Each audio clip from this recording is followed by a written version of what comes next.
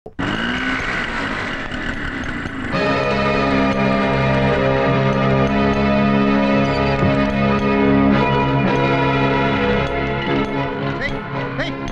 పగలగొడుతున్నా? మీ అయ్యగారితో మాట్లాడొస్తాను, ఉండు. పగలగొట్టుకో sir. Sir sir ఆ రాతి పాలకను పగలగొట్టద్దని చెప్పండి సార్. దానిపైన మా అమ్మ పేరు ఉంది. అదేం సార్, కోర్టు తీర్పు ప్రకారం ప్రతి నెల వడ్డీ కడుతూనే ఉన్నాగా. వద్దని చెప్పండి సార్ ప్లీజ్. తీరుస్తాను సార్, తప్పకుండా తీరుస్తాను. అవసరం అయితే రాత్రి పగలు పనిచేసి తీరుస్తాను. వద్దని చెప్పండి సార్ ప్లీజ్. రాత్రి పగలు పనిచేస్తే నువ్వు చేసే ఉద్యోగానికి లక్షలు ఇస్తారు. అయినా అప్పు తీసుకున్న మాట మనం ఏంటంటున్నా? అప్పు తీరే వరకు ఇంటిని మనం ఇష్టం వచ్చినట్టు చేసుకుంటాం. ఏంటి అరిస్తే భయపడతాం అనుకుంటున్నావా? నేను పగల కొడతా. ఎలా ఆపుతావు చూస్తాను. Sir sir please sir. Sir వద్దు సార్.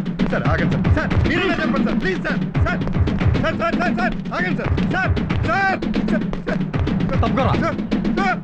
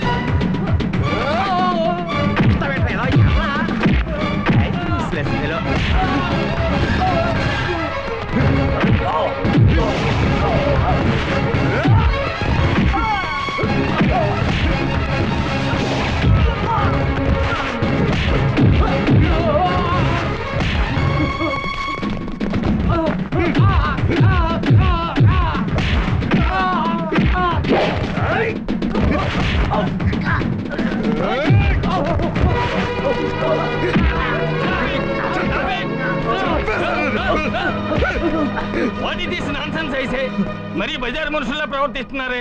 సార్ సార్ మా అమ్మ పేరున్న రాతి పాలకు పగలగొడుతుంటే వద్దని చెప్పాను, అయినా వినకుండా. చూడండి, కోర్టు ఏమని తీర్పు చెప్పింది?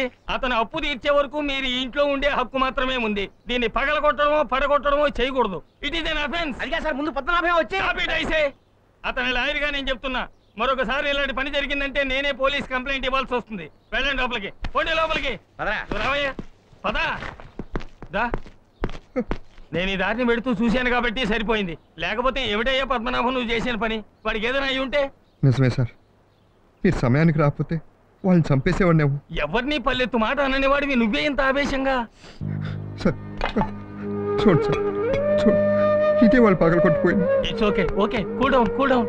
నేను వస్తాను, నువ్వు కూడా బయలుదేరు. వాళ్ళతో ఎందుకు గొడవ?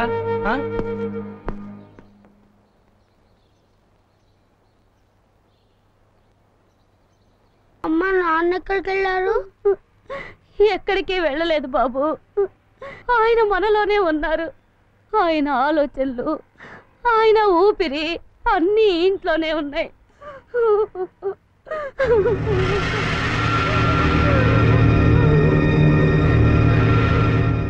ఏంటమ్మా ఇది? ఆయన చావడం కాదు కానీ ఆయనకి అప్పించినందుకు మా చావుకు వచ్చింది. ఇల్లు కట్టడానికి అప్పు చేసి ఆయన తెచ్చాడు. ఆ డబ్బు వసూలు చేసుకోవడానికి తిరగలేక మేము చేస్తున్నాం. ఇంతకీ డబ్బు ఎవడు కడతాడు? ఇప్పుడు అమ్మాయి దగ్గర అంత డబ్బు ఎక్కడదయ్యా? తమరెవరమ్మా? నేను పద్మనాభం పెద్దమ్మని. పెద్దమ్మా మంచిది, కాకపోతే కాస్త పెద్ద మనిషిలా ప్రవర్తిస్తే ఇంకా మంచిది. కావాలంటే అసలు వడ్డీ నువ్వే కట్టేసి నన్నే మెడబడి బయటికి గంటే ఎవడు కాదన్నాడు? ఇంకా చూస్తారెట్లా సామాన్లు బయటపడేక? అయ్యా ఆగండి అయ్యా, ఏమండి మీకు దండం పెడతానండి. ఇల్లు కూడా లేకపోతే ఆమె ఎక్కడికి వెళ్తుందయ్యా? ఎక్కడికి పోతారా? ఆయన పోయాడుగా అక్కడికి. పద్మనాభమ్మ, ఇంటికి పోదాం రా. నేను రానుక, ఇల్లు నాది, ఇది మా నాన్న కట్టిన ఇల్లు. దీని వల్ల నేను రాను, నేను రాను.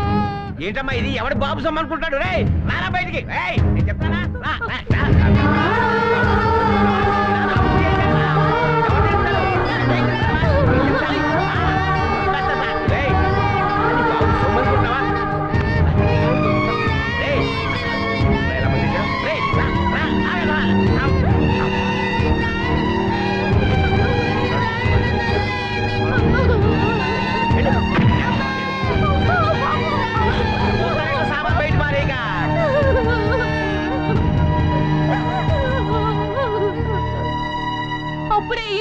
అయిందనుకోవద్దు.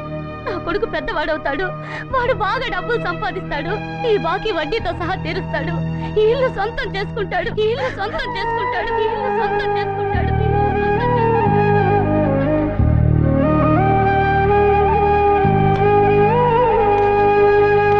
తిను నాన్న, బాగా తిను. ఇవన్నీ తినాలే. అయ్యి బాబోయండి, ఈశాన్యంలో కూర్చోపెట్టక మంచం వాస్తు దెబ్బతినేస్తుందని నీకు ఎన్నిసార్లు చెప్పాలి? ఎన్ని వాస్తులు చూసి ఏం ప్రయోజనం? మన బతుకులు బాగుపడేనా పాడా? మీ సంపాదనలో ఒక్క చీరని కొనిపెట్టారా నాకు? ఏమిటిది? అయ్యి బాబోయ్, చీర చీర. నీ బాధ భరించలేక దేవుడే పైనుంచి ఓ చీర ఇసిరేసి ఉంటాడు. నేను కూడా బాధపడితే నాకు కూడా ఓ డ్రెస్ వచ్చేది కదా. ఏంటిది? నాకు కూడా డ్రెస్ శాంక్షన్ చేసాడు. నాన్న నాకు నిక్కరు షర్టు రాలేదే. రేయ్, నీ సైజ్ ఆ దేవుడికే తెలియక కన్ఫ్యూజ్ అయిపోయి ఉంటాడు రా. అయ్యి బాబోయ్, ఏంటి ఫ్యాంటసీ? ఎక్కడిది వస్త్రాలవానా? నమస్కారం అండి. ఎవరండి మీరు? అడిగిన వాళ్ళందరికీ డ్రెస్సులు సప్లై చేసేస్తున్నారు. ఏదైనా ఎలక్షన్ లో నిలబడ్డారా? ఇడిగదికి ఇచ్చారు, ఇడికి ఓట్లేదు. అబ్బే లేదండి, నేను ఎలక్షన్ లో నిలబడ్డం లేదు. పద్మనాభం గారు పనిచేసే చోటే నేను పనిచేస్తున్నాను. అలాగా, రామరా కూర్చో. కూర్చోమ్మా. మా తమ్ముడితో పనిచేస్తూ ఇంత భారీగా ఖర్చు పెడుతున్నావంటే చాలా ఆశ్చర్యంగా ఉందే. ఆయన డిపార్ట్మెంట్ వేరు, నా డిపార్ట్మెంట్ వేరు. అలాగా, పార్ట్ టైం లో మీరు చీరలు డ్రెస్సులు అమ్ముతుంటారా? లేదండి, ఇవన్నీ మీ మీద అభిమానంతో తెచ్చాను. నేను మీ పద్మనాభాన్ని పెళ్లి చేసుకోవాలనుకుంటున్నాను. ఏంటి, సుఖపడదామనే? అవునండి, ఆయనతో ఎన్నోసార్లు మాట్లాడి చూశాను, అయినా లాభం లేకపోయింది. మీరు మనసు పెడితే మా పెళ్లి తప్పకుండా చేయగలరని తెలిసొచ్చాను. కమిషన్ ఎంత ఇస్తావ్? ఎంత కావాలో అడగండి. ఎంత కావాలో తర్వాత అడుగుతానులే. ముందు 500 అడ్వాన్స్ కొట్టండి, హ్యాపీగా పని మొదలెడతాను. ఇదిగోండి 500. Thank you. మరి ఆటోలో వెళ్ళి రావడానికి 25 రూపాయలు కన్వీనియన్స్ ఇస్తావా? ఇదిగోండి. థ్యాంక్స్ అమ్మా. అవునమ్మా, పెళ్లికి వేరే బట్టలు పెడతావా లేకపోతే దీంతో అడ్జస్ట్ చేసుకోవాలా? పెళ్లికి పట్టుచీర పెడతాను వదిన గారు. వదిన గారు అప్పుడే వరుసలు కలిపేసుకుంటుంది. Very good, very good. అవును, చిత్తు కాగితాలు అమ్ముకునేవాడికి శ్రీ మహాలక్ష్మి దొరికినట్టు మా వాడికి నువ్వెక్కడ దొరికావమ్మా? ఇదిగో నీ పెళ్లి 100% అయిపోయినట్టే. హ్యాపీగా ఉంటూ ఆ మెడ రెడీగా ఉంచుకో, తాళి కట్టించుకోవడానికి. అలాగేనండి. మీ ఇద్దరికి వయసు పెరిగింది కానీ బుద్ధి పెరగలేదు. ఒక పూట తిని ఇంకో పూట తినకుండా నోరు కట్టుకుని కూడబెట్టుకునే దేనికోసం? ఇంటి కోసం. మరి అది తెలిసి కూడా పెళ్లి గిల్లి అంటారేంటి? పెళ్ళి అయితే అంతే, ఖర్చు డబ్బులు అయ్యి ఇల్లు నా చేతికి రాదు. అదే మరి నాకు మండుద్ది. నీ ఇల్లు నీ చేతికి రాకపోవడానికి కారణం ఏంటి? ఖర్చు అనుకుంటున్నావు నువ్వు, కాదు వాస్తు. నీ ఇంటి నైరుతిలో బరువు తగ్గిపోయింది. అదే బెడ్రూమ్ లో ఇంకో మనిషిని తెచ్చి ఎట్టేసావనుకో, వాస్తు సెట్ అయిపోతే నీ ఇల్లు నీ చేతికి వచ్చాను. నువ్వు కాదనమనే నమ్మకంతో ఓ అమ్మాయిని కూడా చూసాను రా. అమ్మాయినా? అమ్మాయినా అని అంత ఆశ్చర్యపోతావేంటి? అమ్మాయిని కాకపోతే అబ్బాయిని తెచ్చి పెడతావా ఏంటి? నీ బెడ్రూమ్ లో తక్కువైంది లేడీస్ బరువు. ఎవరా అమ్మాయి? ఎవరంటావేంటి? మనిషి, మేడ్ విత్ మన్మథ బాణం. మీ ఆఫీసులో ఉంటుంది రమ్య. ఓ ఆ అమ్మాయా? ఇప్పుడు దాకా అందరితో డప్పు కొట్టింది, నేను ఒప్పుకోలేదు. ఇప్పుడు ఈ రూట్లో వచ్చిందనమాట. కమిషన్ ఎంత నొక్కేశావు? అదేంటో, బయటోళ్ళు కమిషన్ తీసుకుంటే హ్యాపీగా ఇచ్చేస్తారు, సొంతోళ్ళు తీసుకుంటేనే ఫీల్ అయిపోతారు. అసలు లోకం వాస్తే ఏం బాగోలేదు. తమ్ముడు బాగా ఆలోచించు. రమ్య కూడా ఉద్యోగం చేస్తుంది. ఇద్దరి జీతాలు కలిపితే ఇల్లు త్వరగా ఇడిపించుకోవచ్చు కదా. బయట వాళ్ళ డబ్బుతో నా లక్ష్యం నెరవేర్చుకోవడం నాకు ఇష్టం లేదు. డబ్బుగా అలాంటి తేడాలు లేవు బామ్మర్ది. మన జేబులో ఉన్న డబ్బే పక్కోడి జేబులో ఉన్న డబ్బే. పక్కోడి జేబులో డబ్బెట్టి పకోడీలు కొనుక్కుంటానంటే వద్దంటుంది ఆ డబ్బు? అనదు అంటే నన్ను చెప్పెట్టు కొట్టు. ఇదిగా రమ్య నీ పెళ్ళం అయిందనుకో, నీ సొంతమే కదా, అప్పుడు రమ్య డబ్బు కూడా నీ సొంతం. 2 జీతాలు ఇద్దరు కలిసి ఓవర్ టైం కూడా చేసేసుకోవచ్చు. అప్పుడు బెడ్రూమ్ వాస్తు కూడా సెట్ అయిపోతుంది. వాస్తు what nonsense you are talking. పద్దు బడ్జెట్ చేయడం మొదలు పెట్టాడంటే పెళ్లికి ఒప్పుకుందంటే అంతేనంటావా? అంతే.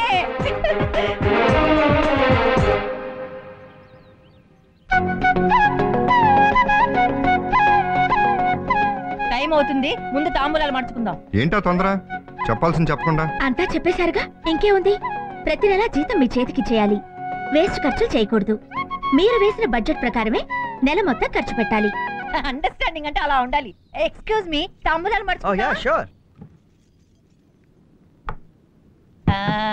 తాంబూలాలు మార్చుకోవటం అయిపోయింది. ఇక పెళ్లి ఎక్కడ చేద్దాం? యాక్చువల్లీ గోల్కొండ హోటల్లో బుక్ చేద్దాం అనుకున్నాను. మా అక్కే సత్యసాయిబాబా కళ్యాణ మండపంలో జరపమంటుంది. దేనికి 20,000.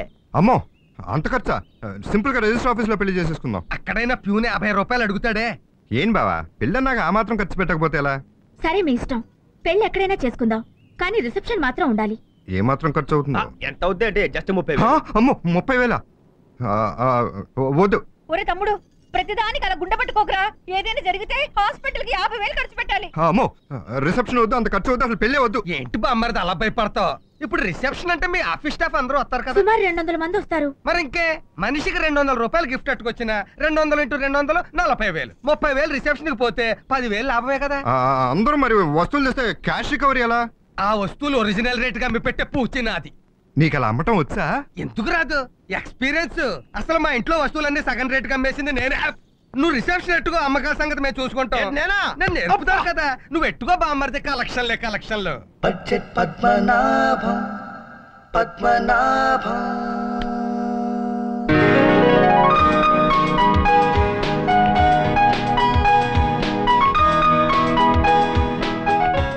రమ్య, ఇన్విటేషన్లే 300 లాగేసాం, ఇంతవరకు ఎవరు రాలేదు.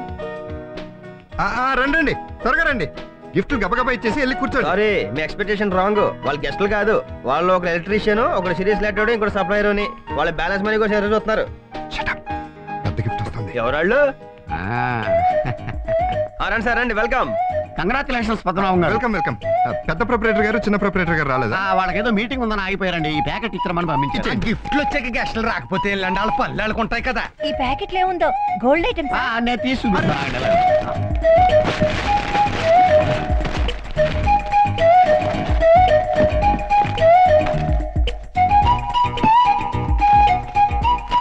ఏదో గిఫ్ట్ చెక్ లో ఉంది.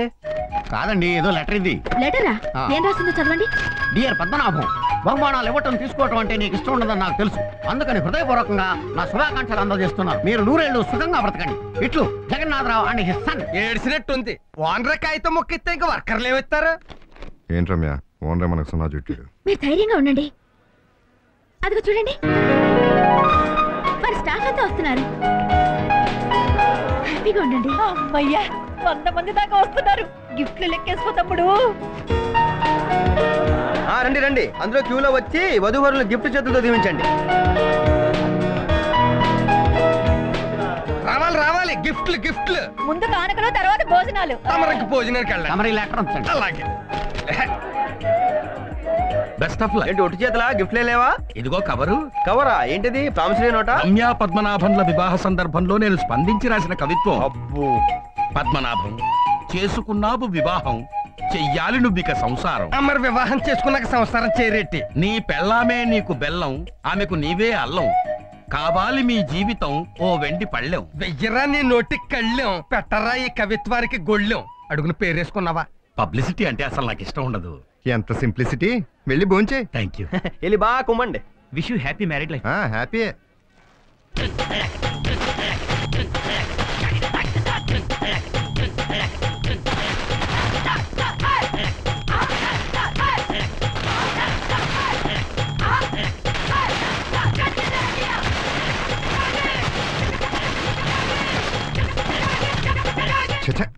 మీ నీచమైన సలహాని 30,000 రూపాయలు రిసెప్షన్ తగలబెట్టాను. అన్ని పూలు, ఆకులు, అలమలం. ₹1 గిఫ్ట్ కూడా రాలేదు. పూల మార్కెట్ రెండు హోటల్ మేనేజర్ గారు, కనీసం మీరైనా ఓ పెన్ అయినా గిఫ్ట్ గా తెచ్చారు. నో ఫస్ట్ నైట్ కి రూమ్ రెడీ. 3,500 బ్యాలెన్స్ అమౌంట్ కడతారా? 3,500 క్యాన్సిల్. Room cancel. బామర్దే, రెంట్ అడ్వాన్స్ కట్టేసాక రూమ్ క్యాన్సిల్ అంటే ఇంకా తిరిగి ఎవరు డబ్బులు? పోనీ రాత్రికి నేను మీ అక్క రెస్ట్ తీసుకో. బాగా ఆలోచించు తమ్ముడు. ఫస్ట్ నైట్ అది క్యాన్సిల్. పెళ్ళైన మొదటి రోజే 30,000 రూపాయలు లాస్. రిసెప్షన్ పెడితే గెస్ట్లు వస్తారు, గిఫ్ట్లు ఇస్తారు, బ్రేస్లెట్లు ఇస్తారు, రింగులు ఇస్తారు అని ఒక్కొక్కడు ఫైనాన్స్ మినిస్టర్ లాగా సలహాలు ఇచ్చారు. మిమ్మల్ని నమ్మి 30,000 రూపాయలు తగలబెట్టాను. ఒక్కడన్నా ₹100 పెట్టి నా గిఫ్ట్ తెచ్చాడా? అధోలు బొకేలు ఇచ్చి భోంచేసి వెళ్ళిపోయారు. అయినా వచ్చిన గెస్ట్లు నీలాంటి వాళ్ళు అయితే గిఫ్ట్లే వస్తాయి బావా. అదిగో అక్కడ వచ్చింది అసలు తేడా. అసలు కానికంటే ఏంటి? ఇచ్చి పుచ్చుకోవడం. మనం ఎవరి పెళ్లికైనా ఇళ్ళు కానిక ఇస్తే వాళ్ళు మన పెళ్లికి వచ్చి కానికెత్తారు. మరి నువ్వేం చేస్తావు? ఎవరి పెళ్లికి వెళ్ళినా కడుపు నిండా భోంచేసేసి 2 అక్షతలు ఎత్తి మీద పడేసి వస్తావు. వాళ్ళు నీ పెళ్లికి వచ్చి అదే చేశారు. నీ వాస్తే ఫాలో అయిపోయారు. అసలే 30,000 లాస్ అని బ్రదర్ బాధపడుతుంటే మధ్యలో నీ వాస్తు దెబ్బలేమిటి? అవును, మాటిమాటికి 30,000 లాస్ అంటారేంటి? 10 రైతుల ఫ్యామిలీ లాగా కాళ్ళు తుడుచుకునే పట్టా నుంచి అదిగో ఆ టీవీ, ఈ ఫ్రిడ్జ్, ఈ కూలర్, మీరు కూర్చున్న సోఫా సెట్ 2 లక్షలు పైగా చేస్తాయే. మేము ఇవ్వలేదా? ఏంటి అన్ని 2 లక్షలు చేసేస్తాయేంటి? ఇదంతా నీ కష్టార్జితమేనా? అంటే మా అక్క కష్టార్జితం అనుకోండి. అంటే తమర కష్టార్జితం ఏం లేదనమాట. తమరింట్లో తమరేలాగో మా ఇంట్లో మేము అంతే. విన్నావా? హలో, ఎవరది? Good morning Padmanabham. Good morning. కూర్చోండి. కాఫీ తాగుతారా టీ తాగుతారా? టిఫిన్ టైంలో కాఫీలు ఏంటమ్మా? వెళ్ళి ఉప్మాయో చేసేట్టు మన పిచ్చి కానీ మనం తినమంటే వాళ్ళు తినేస్తారా? వాళ్ళకి ఆత్మాభిమానం లేదా? వాళ్ళు తినేసి వచ్చింటారు, బయటికి తినేసారు కదండి. తినేసారు చూసావా? తిన్నారా అండి? తినేసారు, చెప్పండి. తినేసారు. ఇదిగో పద్మనాభం, ఇవాళ నీకు షాక్ ఇవ్వాలని వచ్చాం. నేను మళ్ళీనా? రాత్రిగా ఇచ్చారు. ఆ షాక్ వేరే. ఇవాళ ఆఫీస్ స్టాఫ్ అంతా కలిసి నీకు గిఫ్ట్ ఇవ్వాలని వచ్చాం. గిఫ్టా? క్యాష్ గిఫ్టా? క్యాష్ అయితే నువ్వు బ్యాంకులో వేసేస్తావని తెలుసు కదా, అందుకని కొన్ని వస్తువులు అందించారా? వాళ్ళు తెంగరోళ్ళు ఏంటి? ఫస్ట్ రూపంలో నీకు హెలికాప్టర్ ఇచ్చిన తోకానికి అమ్మేసి బ్యాంక్ లో వేసేస్తామని వాళ్ళకి తెలుసు. భలే కనిపెట్టారండి. మీరు ఆయన చుట్టం కదా, మీకు అన్ని తెలుస్తాయి. ఇదిగో పద్మనాభం, మీరిద్దరు కొడైకెనాల్ హనీమూన్ వెళ్ళడానికి ఫ్లైట్ టికెట్లు తెచ్చాం. అక్కడ టాక్సీకి టోకెన్, టిఫిన్ కి, కాఫీకి, దేనికైనా సరే టోకెన్ మెయింటైన్ చేయాలి. No cash. ఆహా, మొత్తానికి మా బావనోడికి భలే చెక్క వేశారండి. అవును, ఈ ప్రాజెక్ట్ కి ఖర్చు ఎంత? జస్ట్ 30,000. ఓహో, 30,000. రాత్రి నా రిసెప్షన్ కూడా 30,000 అయింది. పోనీ ప్లీజ్ ఇది తీసేసుకుని నా క్యాష్ రూపంలో వేసి నా లోటు బడ్జెట్ పూర్తి చేసుకుని. మీరు బడ్జెట్ ఈ రకంగా పూడుస్తారని తెలిసే మేము ఈ రకంగా టికెట్ పట్టుకొచ్చాం. తీసుకోండి. బాయ్. ఏవే రమ్య, ఓకేనా? Okay. Happy journey. Thank you. Excuse me. yes అంటే మీరు మా అక్క పని చేసే ఆఫీస్ లో పని చేస్తారా? అవును. ఏ డిపార్ట్మెంట్? Bathroom cleaning department. ఓ పని చేయి, ఆ ప్యాంటు షర్ట్ ఇప్పి సారల్ డ్రై వేసుకో. ఒక చేత్తో బకెట్ అట్టుకో, ఇంకో చేత్తో సిపురు కట్ట అట్టుకో, సంకలో ఫినాయిల్ డబ్బా ఎట్టుకో. ఆ పిల్లని కలిపి. ఎందుకు? బాత్రూములు కడుక్కోదేటి? మరి ఏంటి ఎంత వేసాలి? ఏంటేదో స్కీమ్ వేసేస్తున్నట్టున్నావు. నువ్వు ఎంత గింజుకున్నా టికెట్లు క్యాష్ లోకి మార్చడం కుదరదని చెప్పారు. బావా నీకు అబ్జెక్షన్ అయితే చెప్పు, నేనే వేరే సెటప్ ఏదో చేసుకొని వెళ్ళొచ్చేతాను. అయ్యి హనీమూన్ టికెట్లు రా. ఇల్లీగల్ సెటప్ తో వెళ్తే చెత్త కొట్టేస్తారు. మా బామ్మరిది వెళ్ళకపోతే నిన్న లీగల్ సెటప్ వెళ్ళొచ్చా. అయితే నేను వస్తాను. ఏంటమ్మా ఫ్లైట్ ఎక్కుతావా? నీ బరువు మోయలేక ఏ సముద్రంలో కూలిపోద్ది. మీకు ఇష్టం లేకపోతే వదిలేయండి. మన కొడైకెనాల్ వెళ్తే వారం రోజులు మన ఇంట్లో భోజన ఖర్చు తగ్గుతుంది, 5 స్టార్ హోటల్లో ఫ్రీగా తినొచ్చు అనుకున్నాను. నాకు అదృష్టం లేదు. అన్నయ్య, పొద్దున్న తీసుకుని మీరే ఏంటిది 30,000 రూపాయలు టోకన్లు అపనంగా వదిలేస్తారనుకున్నావా? మనం వెళ్తున్నాం అంతే. ఎక్కడికక్కడే వెంకటలక్ష్మి దొరికిందల్లా శివలక్ష్మి. వెళ్ళి సామాన్ సర్దుకో, వెళ్ళు వెళ్ళు.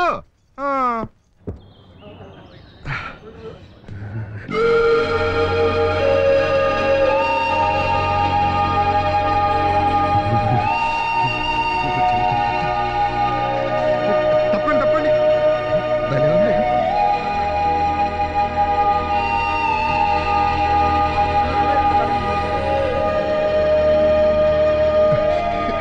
తప్పక కొడైకెనాల్, అచ్చు కొడైకెనాల్ లాగా ఉంది. భలే ఉంది, భలే ఉంది. ఏమిటండి ఆనందం? ఇదివరకు కొడైకెనాల్ చూసారా? చూసా, సినిమాల్లో చిన్నప్పుడు. అక్కడ ఎలా ఉందో ఇక్కడ అలాగే ఉంది. అచ్చు సినిమా యాక్షన్ చూసినంత సంతోషంగా ఉంది. అక్కడ ఎలా ఉంది, ఇక్కడ ఎలా ఉంది, ఇక్కడ ఎలా ఉంది, అక్కడ ఎలా ఉంది, ఇక్కడ ఎలా ఉంది. ఇక్కడ చలి చాలా ఎక్కువ ఉందండి. అవునవును, ఖర్చు కూడా చాలా ఎక్కువగా ఉంది. అన్నిటికీ టోకన్లు ఇచ్చారు కానీ స్వెటర్లకు మాత్రం టోకన్లు ఇవ్వాల. లేకపోతే 2 స్వెటర్లు కొనుక్కునేవాళ్ళం. కానీ అక్కడ ఎలా ఉందా, ఇక్కడ ఎలా ఉంది, అక్కడ ఎలా ఉంది, ఇక్కడ ఎలా ఉంది. స్వెటర్లు ఎందుకండి? వెచ్చగా కప్పుకోవడానికి నేనున్నానుగా. పదండి రూమ్ కి. ఎప్పుడు పడితే అప్పుడు ఆ వ్యవహారాలు వద్దు. రూమ్కి వెళ్తే సంసారం పెరుగుతుంది. పిల్లల విషయంలో నేను చాలా స్ట్రాంగ్ డెసిషన్ లో ఉన్నాను. మరైతే హనీమూన్ కి ఎందుకు వచ్చినట్టు? నేను నీకు అర్థం కాలేదు. పిల్లలు వద్దన్నాను కానీ స్వీట్ గేమ్స్ వద్దలేదుగా. నీకు తెలియదు రమ్య, పిల్లల గురించి భయపడుతున్నాను కానీ నీ ఒళ్ళో పడుకోవాలని నాకెంత ఆశ ఉందో తెలుసా? ఒళ్ళో పడుకుంటేనే పిల్లలు పుడతారా? టైం బాగపోతే కళ్ళల్లో కళ్ళు పెట్టి చూసినా పుడతారు. ఈ డౌట్లు నాకు అనవసరం. మన రూమ్కి వెళ్తున్నావా లేదా? నేను వద్దలేదుగా. ఫ్రీగా వచ్చే సుఖాన్ని ఎందుకు కదనాలి? రండి.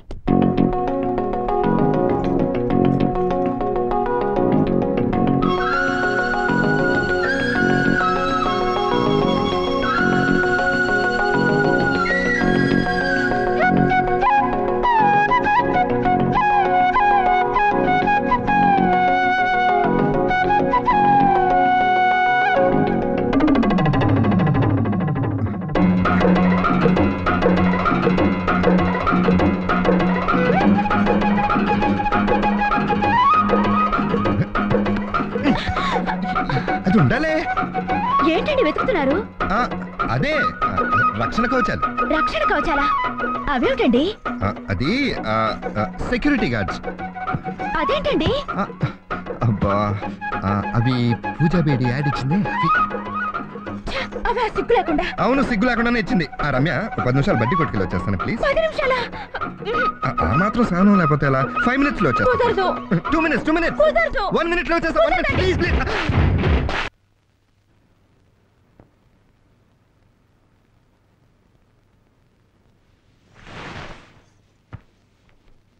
ఏమిటండి ఏదో పోగొట్టుకున్నట్టు కూర్చున్నారు?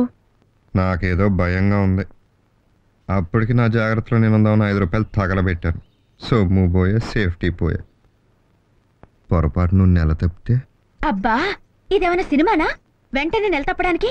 పిచ్చి మొహమా, మిరకిల్స్ జరిగి గిన్నెస్ బుక్లోకి ఎక్కేది ఇలాంటి టైంలోనే. అయినా ఏం పర్లేదు కదా? అబ్బా, ఏమీ జరగదండి. అమ్మయ్య, అయినా ఇలాంటి చలి ప్రదేశాలు ఉండడం చాలా ప్రమాదం. లగేజ్ సర్దుకో, వెంటనే బయలుదేరి వెళ్ళిపోదాం. ఒక్క క్షణం కూడా ఉంటాను వీలేదు. పద పద. నిజంగానే పర్లేదు కదా? అబ్బా, సరే సర్దుకో.